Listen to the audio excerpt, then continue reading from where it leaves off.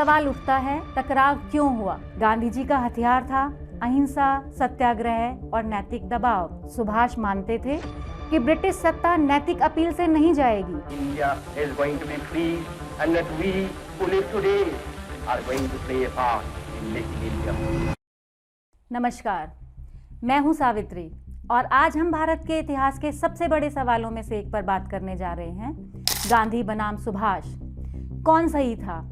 क्या आज़ादी अहिंसा से मिली या फिर हथियार उठाना जरूरी था? ये सवाल सिर्फ इतिहास का नहीं है, ये सवाल विचारधाराओं, रणनीतियों और राष्ट्र निर्माण के रास्तों का है। आज हम ना गांधी को भगवान बनाएंगे और ना ही सुभाष को सिर्फ क्रांतिकारी। आज करेंगे तथ्यों के साथ विश्लेषण। महात्मा गांधी केवल एक नेता नहीं थे, वो एक विचार थे। उनका मानना था साधन और साध्य दोनों पवित्र होने चाहिए।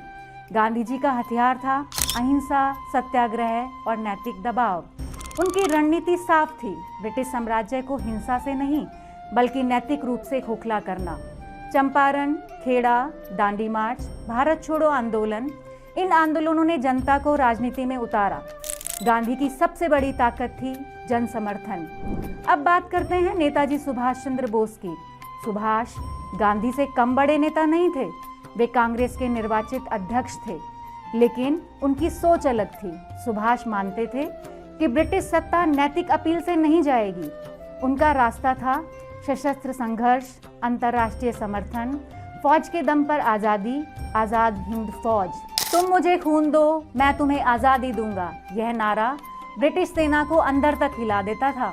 सुभाष का मानना था अगर ब्रिटेन, जर्मनी और जापान से युद्ध में उलझा है तो यह भारत के लिए एक ऐतिहासिक खिड़की है।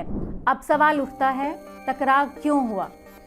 1939 में सुभाष कांग्रेस अध्यक्ष चुने गए, लेकिन गांधी समर्थक नेतृत्व उनके साथ नहीं था। अहिंसा बनाम हिंसा का मतभेद था, विदेशी शक्तियों से मदद लेने पर असहमति थी। गांधी को डर था कि अगर हिंसा का रास्ता अपनाया गया तो भारत गृह युद्ध की ओर बढ़ सकता है। सुभाष को लगता था अगर इंतजार करते रहे तो इतिहास का मौका निकल जाएगा। India is going to be free and that we who live today are going to play a part in making India. ये व्यक्तिगत टकराव नहीं था, ये था रणनीति का टकराव।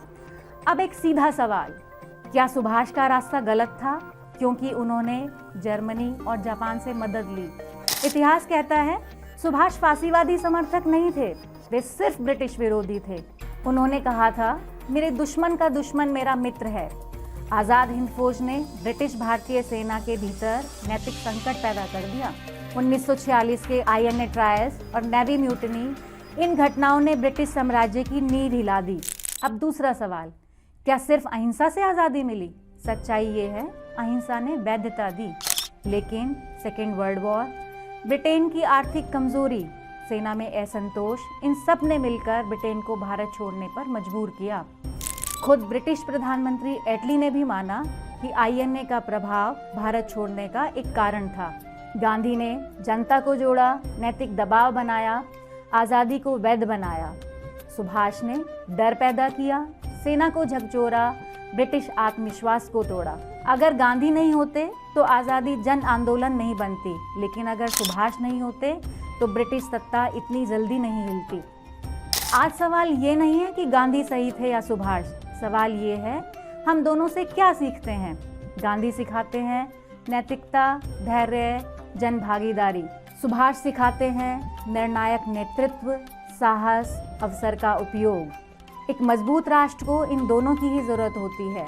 तो अगली बार जब कोई पूछे गांधी बनाम सुभाष कौन सही था, तो जवाब दीजिए दोनों सही थे अपने अपने समय और भूमिका में। इतिहास कोई लड़ाई नहीं है, इतिहास समझ है।